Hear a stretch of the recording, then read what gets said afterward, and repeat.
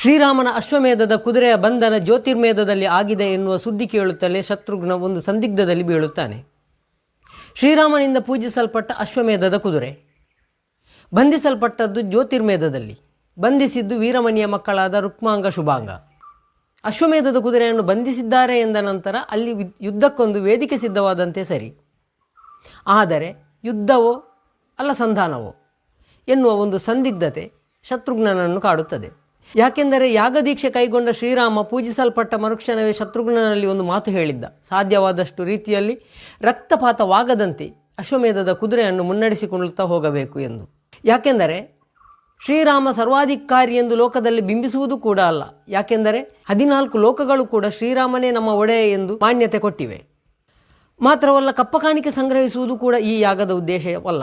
ಯಾಕೆಂದರೆ ಅಯೋಧ್ಯೆಯಲ್ಲಿ ಬೇಕಾದಷ್ಟು ಸಂಪತ್ತಿದೆ. ಹಾಗಾದರೆ ಈ ಯಾಗದ ಉದ್ದೇಶ ಏನು? ಕೇವಲ ಬ್ರಹ್ಮಹತ್ಯಾ ದೋಷದ ನಿವಾರಣೆಗಾಗಿ ಮಾತ್ರ ಈ ಅಶ್ವಮೇಧ ಯಾಗವನ್ನು ಶ್ರೀರಾಮ ಕೈಗೊಂಡಿದ್ದಾನೆ. ಈಗ ಅಶ್ವಮೇಧದ ಕುದುರೆಯ ಬಂಧನವಾಗಿದೆ.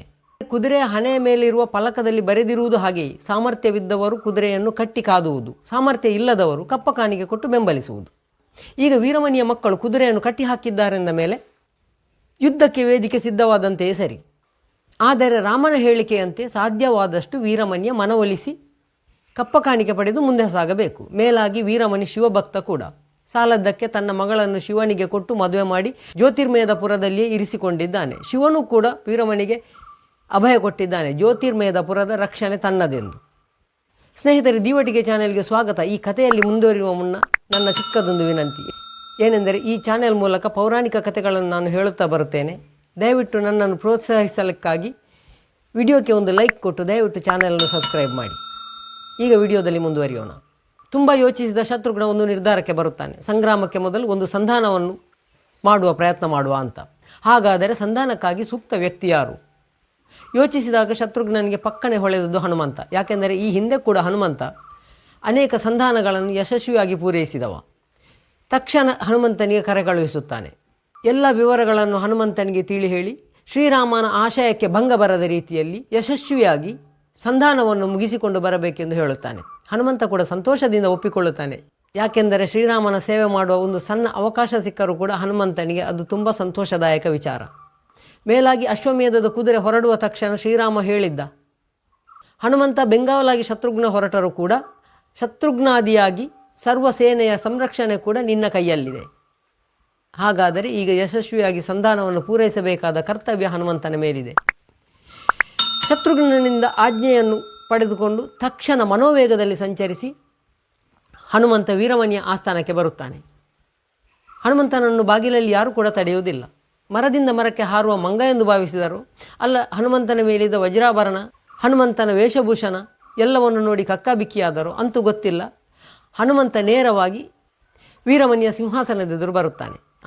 ಆದರೆ ವೀರಮಣಿ ತನ್ನ ಮಕ್ಕಳೊಡನೆ ಯಾವುದೋ ಒಂದು ಸಮಾಲೋಚನೆಯಲ್ಲಿ ತೊಡಗಿರುತ್ತಾನೆ. ಹನುಮಂತ ಬಂದದ್ದನ್ನು ಆತ ಗಮನಿಸುವುದೇ ಇಲ್ಲ. ಹನುಮಂತನಿಗೆ ಚಿಂತೆಗೀಡಾಗುತ್ತದೆ. ಇವರು ನನ್ನನ್ನು ಗಮನಿಸದೆ ಈ ಸಭೆಯನ್ನು ವಿಸರ್ಜಿಸಿ ಹೋದರೆ ನಾನು ಬಂದ ಉದ್ದೇಶ ಪೂರ್ತಿಯಾಗುವುದಾದರೂ ಹೇಗೆ? ಅದಕ್ಕಾಗಿ ಏನಾದರೂ ಮಾಡಿ ವೀರಮಣಿಯ ಗಮನವನ್ನು ಸೆಳೆಯಲೇಬೇಕು. ಒಂದು ಪೀಠವನ್ನು ಎಳೆದು ಕೂತ್ಕೊಳ್ಳಲು ಇಲ್ಲ, ಉದ್ದಟತನವಾದೀತು. ಅವರಾಗಿ ಪೀಠ ಕೊಟ್ಟರೆ ಸರಿ. ಯೋಚಿಸಿದ ಹನುಮಂತನಿಗೆ ಒಂದು ಉಪಾಯ ಹೊಳೆಯುತ್ತದೆ. ಏನೆಂದರೆ, ಹಿಂದೊಮ್ಮೆ ಅಂಗದ ಮಾಡಿದ್ದು ಇದನ್ನೇ. ತನ್ನ ಬಾಲವನ್ನೇ ಬೆಳೆಸಿ ಸುರುಳಿಯಾಗಿ ಸುತ್ತಿ ಅದರ ಮೇಲೆ ಕುಳಿತುಕೊಂಡದ್ದು. ಹನುಮಂತ ಕೂಡ ಅದನ್ನೇ ಮಾಡುತ್ತಾನೆ. ತನ್ನ ಬಾಲವನ್ನು ಉದ್ದಕ್ಕೆ ಬೆಳೆಸಿ ಸುರುಳಿಯಾಗಿ ಸುತ್ತಿ ಒಂದು ವಾಲಾಸನವನ್ನು ನಿರ್ಮಿಸಿ ಅದರ ಮೇಲೆ ಕುಳಿತುಕೊಳ್ಳುತ್ತಾನೆ, ಸರಿಸಮನಾಗಿ ವೀರಮಣಿಗೆ 1-2 ಇಂಚು ಹೆಚ್ಚೇ ಎತ್ತರದಲ್ಲಿ. ಇದನ್ನು ಕಂಡ ವೀರಮಣಿಗೆ ಸಿಟ್ಟು ಬರುತ್ತದೆ. ತನ್ನ ಸರಿಸಮನಾಗಿ ಒಂದು ಮಂಗ ಹೀಗೆ ಕುಳಿತುಕೊಳ್ಳಬೇಕಾದರೆ ಇದರ ಉದ್ದಟತನ ಎಷ್ಟು ಎಂದು ವೀರಮಣಿಗೆ ಅನ್ನಿಸುತ್ತದೆ. ತಕ್ಷಣ ವೀರಮಣಿ ಗದರುತ್ತಾನೆ. ಯಾರು ನೀನು? ಎಲ್ಲಿಂದ ಬಂದೆ? ಈ ರಾಜ್ಯಸಭೆಯಲ್ಲಿ ಯಾಕೆ ಹೀಗೆ ವರ್ತಿಸುತ್ತಿರುವೆ ಎಂದು. ಹನುಮಂತ ಶಾಂತವಾಗಿ ಉತ್ತರಿಸುತ್ತಾನೆ, ಇದು ತನ್ನ ಉದ್ದಟತನವೂ ಅಲ್ಲ, ಅವಿವೇಕತನವೂ ಅಲ್ಲ. ಆದರೆ ನಾನು ಅಗತ್ಯ ಒಂದು ಕೆಲಸ ಕಾರ್ಯಕ್ಕಾಗಿ ಇಲ್ಲಿಗೆ ಬಂದಿದ್ದೇನೆ. ಕೇವಲ ತಮ್ಮ ಗಮನವನ್ನು ಸೆಳೆಯುವ ಉದ್ದೇಶಕ್ಕಾಗಿ ಮಾತ್ರ ಈ ರೀತಿಯಾಗಿ ಎತ್ತರದ ಆಸನವನ್ನು ತನ್ನ ಬಾಲದಿಂದಲೇ ತಾನು ನಿರ್ಮಿಸಿಕೊಂಡು ಕುಳಿತಿದ್ದೇನೆ ಹೊರತು ಇದರಲ್ಲಿ ಯಾವುದೇ ಉದ್ದಟತನವಿಲ್ಲ ಎಂದು ಶಾಂತವಾಗಿ ಉತ್ತರಿಸುತ್ತಾನೆ.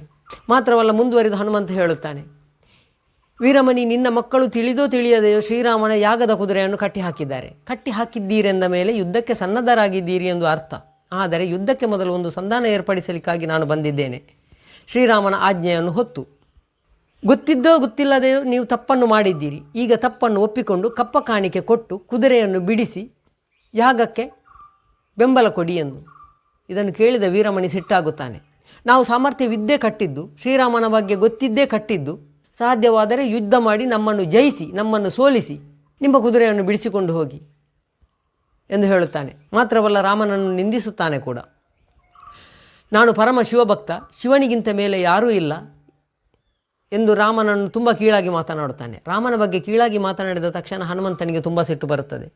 ಆತನು ವೀರಮನಿಗೆ ರಾಮನು ಮಹಾವಿಷ್ಣುವಿನ ಅವತಾರ, ಮಾತ್ರವಲ್ಲ ಪರಶುರಾಮಾದಿಯಾಗಿಂದ ಹಿಡಿದು ವಾಮನ ಅವತಾರ, ವರಾಹ ಅವತಾರ ಮುಂತಾದ ಅವತಾರಗಳನ್ನು ತಾಳಿ ಕೊನೆಗೆ ರಾಮಾವತಾರ ತಾರಿ ವಾಲಿವಧೆಯನ್ನು ಮಾಡಿದ್ದಾನೆ. ಕೇವಲ ದುಷ್ಟ ಶಿಕ್ಷಣ ಶಿಷ್ಟ ರಕ್ಷಣಕ್ಕಾಗಿ ರಾಮನ ಅವತಾರವಾಗಿದೆ. ಆದ್ದರಿಂದ ರಾಮನ ಅಶ್ವಮೇಧ ಕುದುರೆಗೆ ಕಪ್ಪ ಕಾಣಿಕೆ ಕೊಟ್ಟು ನೀವು ಬೆಂಬಲಿಸಬೇಕು ಎಂದು ಮತ್ತೊಮ್ಮೆ ಕೇಳಿಕೊಳ್ಳುತ್ತಾನೆ. ವೀರಮಣಿ ಸುತಾರಾಮ್ ಒಪ್ಪುವುದಿಲ್ಲ. ಯುದ್ಧಕ್ಕೆ ಸಿದ್ಧ ಎಂದು ಕಡ್ಡಿ ಮುರಿದಂತೆ ಹೇಳುತ್ತಾನೆ. ಅಲ್ಲಿಂದ ಹನುಮಂತ ನೇರವಾಗಿ ಬಂದು ಶತ್ರುಘ್ನನಿಗೆ ವಿಷಯವನ್ನು ತಿಳಿಸುತ್ತಾನೆ. ಕಿಡಿಕಿಡಿಯಾದ ಶತ್ರುಘ್ನ ಯುದ್ಧಕ್ಕೆ ಸಿದ್ಧನಾಗಿ ಬಿಡುತ್ತಾನೆ. ರಣರಂಗದಲ್ಲಿ ಘೋರವಾದ ಒಂದು ಹೋರಾಟವೇ ನಡೆಯುತ್ತದೆ. ಶತ್ರುಘ್ನ ತನ್ನ ಅಣ್ಣ ಭರತನ ಮಗ ಪುಷ್ಕಳನನ್ನು ಕಳೆದುಕೊಳ್ಳುತ್ತಾನೆ. ಇದರಿಂದ ಮತ್ತು ಸಿಟ್ಟುಕೊಂಡ ಶತ್ರುಘ್ನ ಕ್ರೋಧದಿಂದ ವೀರಮಣಿಯನ್ನು ಸಂಹರಿಸಿ ಬಿಡುತ್ತಾನೆ. ಈ ವಿಷಯ ಪರಮೇಶ್ವರನಿಗೆ ತಿಳಿಯುತ್ತದೆ. ತನ್ನ ಮಾವನನ್ನು ಯಾರೋ ಕೊಂದಿದ್ದಾರೆ ಎಂದು ತಿಳಿಯುತ್ತದೆ. ಅಲ್ಲಿಂದ ಕ್ರುದ್ಧನಾದ ಶಿವ ನೇರವಾಗಿ ರಣರಂಗಕ್ಕೆ ಬರುತ್ತಾನೆ. ಬಂದು ನೋಡಿದಾಗ ತನ್ನ ಮಾವ ವೀರಮಣಿ ರಣರಂಗದಲ್ಲಿ ಸತ್ತು ಬಿದ್ದಿದ್ದಾನೆ. ಅಲ್ಲಿಂದ ಶತ್ರುಘ್ನನಿಗೂ ಮತ್ತು ಶಿವನಿಗೂ ಮಾತಿಗೆ ಮಾತು ಬೆಳೆಯುವುದು, ಘನಘೋರ ಯುದ್ಧ ನಡೆಯುತ್ತದೆ. ಯುದ್ಧದಲ್ಲಿ ಶತ್ರುಘ್ನನನ್ನು ಶಿವ ಸಂಹರಿಸಿ ಬಿಡುತ್ತಾನೆ. ಈ ವಾರ್ತೆ ಹನುಮಂತನಿಗೆ ತಲುಪುತ್ತದೆ. ಅಲ್ಲಿಂದ ಕುಟ್ಟಿ ಬ್ರಹ್ಮಾಂಡವನ್ನೇ ಚೂರ್ಣ ಮಾಡುತ್ತೇನೆ ಎಂದು ಗರ್ಜಿಸುತ್ತಾ ಹನುಮಂತ ಅಖಾಡಕ್ಕೆ ಇಳಿಯುತ್ತಾನೆ. ಶಿವನಿಗೂ ಹನುಮಂತನಿಗೂ ಘೋರ ಯುದ್ಧವಾಗುತ್ತದೆ. ಎಷ್ಟು ಯುದ್ಧ ಮಾಡಿದರೂ ಕೂಡ ಯಾರು ಮೇಲು ಯಾರು ಕೀಳು ಎಂದು ನಿರ್ಧಾರವಾಗುವುದೇ ಇಲ್ಲ. ಶಿವನಿಗೆ ಹನುಮಂತನನ್ನು ಕೂಡ ಸೋಲಿಸಲಾಗುವುದಿಲ್ಲ, ಹನುಮಂತನಿಗೆ ಶಿವನನ್ನು ಕೂಡ ಜಯಿಸಲಾಗುವುದಿಲ್ಲ. ಕೊನೆಗೆ ಈಶ್ವರ ಹನುಮಂತನಿಗೆ ಮೆಚ್ಚಿ ನಿನಗೆ ಏನು ವರ ಬೇಕು ಎಂದು ಕೇಳಿಕೊ ಎಂದು ಹೇಳುತ್ತಾನೆ. ಶ್ರೀರಾಮನ ಕರುಣೆ ಇರುವ ತನಕ ನನಗೆ ಯಾವುದೇ ವರ ಬೇಡ ಎಂದು ಹನುಮಂತ ಹೇಳುತ್ತಾನೆ. ಆದರೂ ಮತ್ತು ಶಿವ ಕೇಳಿದಾಗ ಹನುಮಂತ ಒಂದು ಸಹಕಾರವನ್ನು ಬೇಡಿಕೊಳ್ಳುತ್ತಾನೆ. ನಾನು ಇಲ್ಲಿಂದ ದ್ರೋಣಾಚಲಕ್ಕೆ ಹೋಗಿ ಸಂಜೀವಿನಿ ಕಡ್ಡಿಯನ್ನು ತರುತ್ತೇನೆ, ಆ ತನಕ ನೀನು ಈ ಹೆಣಗಳನ್ನು ಕಾಯ್ದುಕೊಂಡಿರು ಎಂದು ಹೇಳುತ್ತಾನೆ. ಈಶ್ವರ ಒಪ್ಪಿಕೊಳ್ಳುತ್ತಾನೆ. ಮನೋವೇಗದಲ್ಲಿ ಸಂಚರಿಸಿದ ಹನುಮಂತ ದ್ರೋಣಾಚಲಕ್ಕೆ ನೆಗೆದು ಸಂಜೀವಿನಿ ಕಡ್ಡಿಗಳನ್ನು ತರುತ್ತಾನೆ. ತಂದ ನಂತರ ಶಿವನಿಗೂ ಹನುಮಂತನಿಗೂ ಮತ್ತೆ ಚರ್ಚೆಯಾಗುತ್ತದೆ. ಯಾವ ಮೃತದೇಹವನ್ನು ಸಜೀವಗೊಳಿಸಬೇಕು? ಶಿವ ಹೇಳುತ್ತಾನೆ, ಎಲ್ಲ ಮೃತದೇಹಗಳನ್ನು ಸಜೀವಗೊಳಿಸು. ಹನುಮಂತ ಒಪ್ಪುವುದಿಲ್ಲ. ಕೇವಲ ನನ್ನ ಪಾಳೆಯದವರನ್ನು ಮಾತ್ರ ಎಬ್ಬಿಸುತ್ತೇನೆ ಅಂತ ಹೇಳುತ್ತಾನೆ. ಚರ್ಚೆ ತುಂಬ ಮುಂದುವರಿಯುತ್ತದೆ. ಶಿವ ಹೇಳುತ್ತಾನೆ, ಒಂದು ವೇಳೆ ನೀವು ವೀರಮಣಿಯನ್ನು ಕೂಡ ಎಬ್ಬಿಸಿದರೆ ಅವನು ಕಪ್ಪ ಕಾಣಿಕೆ ಕೊಟ್ಟು ನಿಮ್ಮ ಯಾಗವನ್ನು ಬೆಂಬಲಿಸುವಂತೆ ಅವನಿಗೆ ನಾನು ಬುದ್ಧಿ ಹೇಳುತ್ತೇನೆ ಎಂದು. ಆದರೂ ಹನುಮಂತನಿಗೆ ಸಂದೇಹ. ಶ್ರೀರಾಮನನ್ನು ಪ್ರಕಟವಾಗುವಂತೆ ಕೇಳಿಕೊಳ್ಳುತ್ತಾನೆ. ಅಲ್ಲಿಗೆ ಬಂದ ಶ್ರೀರಾಮ ಇಬ್ಬರನ್ನು ಕೂಡ ಸಂತೈಸುತ್ತಾನೆ. ಶಿವ ರಾಮರ ಸಂಗಮವಾಗುತ್ತದೆ. ಎಲ್ಲರನ್ನೂ ಸಂಜೀವಿನಿ ಕಡ್ಡಿಯನ್ನು ಮುಟ್ಟಿಸಿ ಎಬ್ಬಿಸುವಂತೆ ಹೇಳುತ್ತಾನೆ. ಹನುಮಂತ ತಕ್ಷಣ ಎಲ್ಲರನ್ನೂ ಎಬ್ಬಿಸುತ್ತಾನೆ. ಈಶ್ವರ ವೀರಮಣಿಗೆ ಶ್ರೀರಾಮನ ಯಾಗದ ಮಹತ್ವ ಮತ್ತು ಶ್ರೀರಾಮನ ಅವತಾರದ ಬಗ್ಗೆ ಎಲ್ಲ ವಿವರಿಸಿ ಹೇಳುತ್ತಾನೆ. ಎಲ್ಲರೂ ಸಂತೋಷದಿಂದ ಕಪ್ಪ ಕಾಣಿಕೆಯನ್ನು ಶ್ರೀರಾಮನಿಗೆ ಕೊಟ್ಟು ಅಲ್ಲಿಂದ ಶ್ರೀರಾಮನ ಯಾಗದ ಕುದುರೆಯನ್ನು ಮುನ್ನಡೆಸುತ್ತಾರೆ. ಸ್ನೇಹಿತರೆ, ಈ ಕತೆ ನಿಮಗೆ ಇಷ್ಟವಾಗಿದೆ ಎಂದು ತಿಳಿದುಕೊಳ್ಳುತ್ತೇನೆ. ಇಷ್ಟವಾದರೆ ದಯವಿಟ್ಟು ವಿಡಿಯೋಗೆ ಒಂದು ಲೈಕ್ ಕೊಟ್ಟು ಚಾನಲನ್ನು ಸಬ್ಸ್ಕ್ರೈಬ್ ಮಾಡಿ. ಮುಂದೆಯೂ ಇಂಥ ಕಥೆಗಳನ್ನು ತರುವಂತೆ ನನ್ನನ್ನು ಪ್ರೋತ್ಸಾಹಿಸಿ. ಧನ್ಯವಾದಗಳು. ಜೈ ಶ್ರೀಕೃಷ್ಣ, ಜೈ ಶ್ರೀರಾಮ್.